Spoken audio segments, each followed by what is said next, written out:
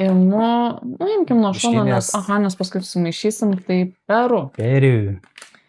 Peru kava taip pat, kaip ir Etiopijos, yra tokia kaviška kava.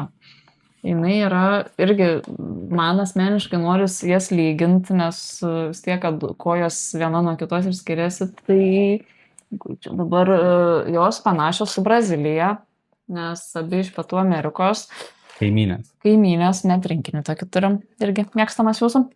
Tai Brazilija yra tokia švelnesnė, o Peru, kaip ir jūsų atsiliepimuose, jinai jau turi irgi to daugiau tokio kūno, daugiau to intensyvumo skonyje, gal jinai jau tokia,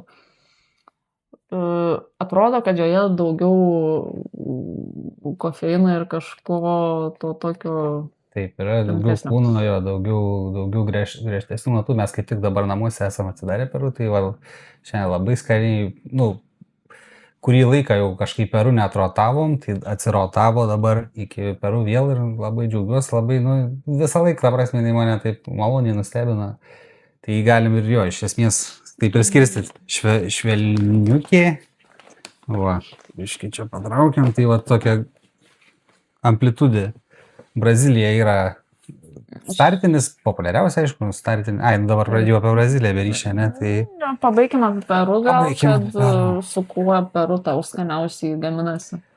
Su pienu labai tinka, šiaip vieną šią mėgstu, aš ją susimalu biškį smulkiau, dar kad daugiau to kūno būtų ir pupelės labai simetriškos, gražios, jinai, sakau, tokia, niekada neprašausia, aš jau jeigu rekomenduoju kam.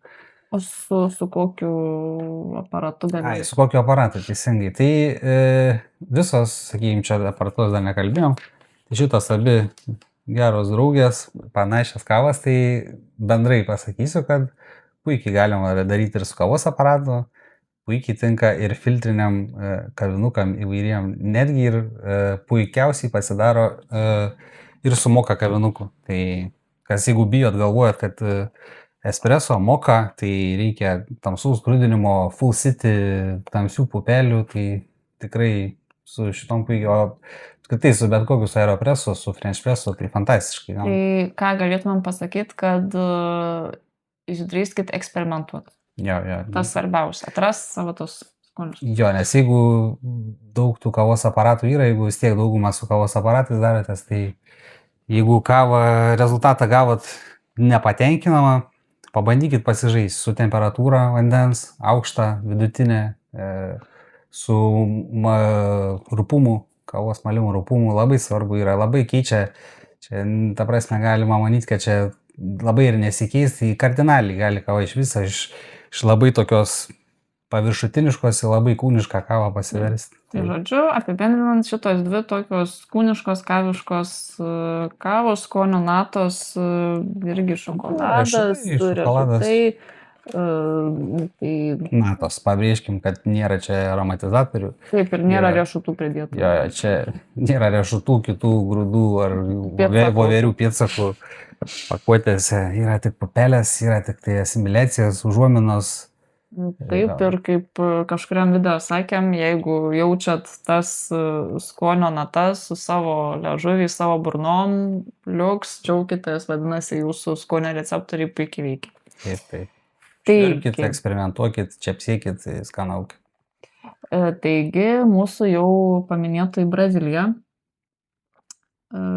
kaip jau sakėm, jinai yra mūsų švelniausia kava.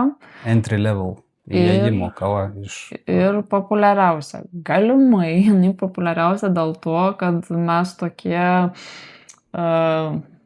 pripažinkim, nepasitikintis dar savim ir žinodami, kad jinai yra švelniausia, dažnai, kai mūsų klausia, pirmiausia ją ir siūlau.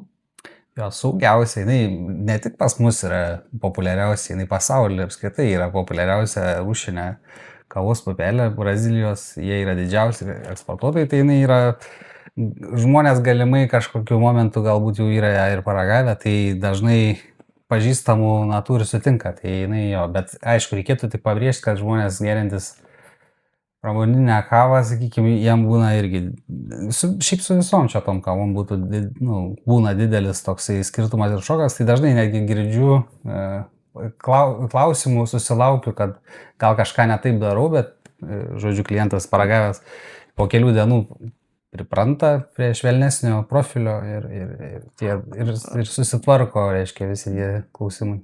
O aš dar kokį irgi dalyką norėjau pasakyti,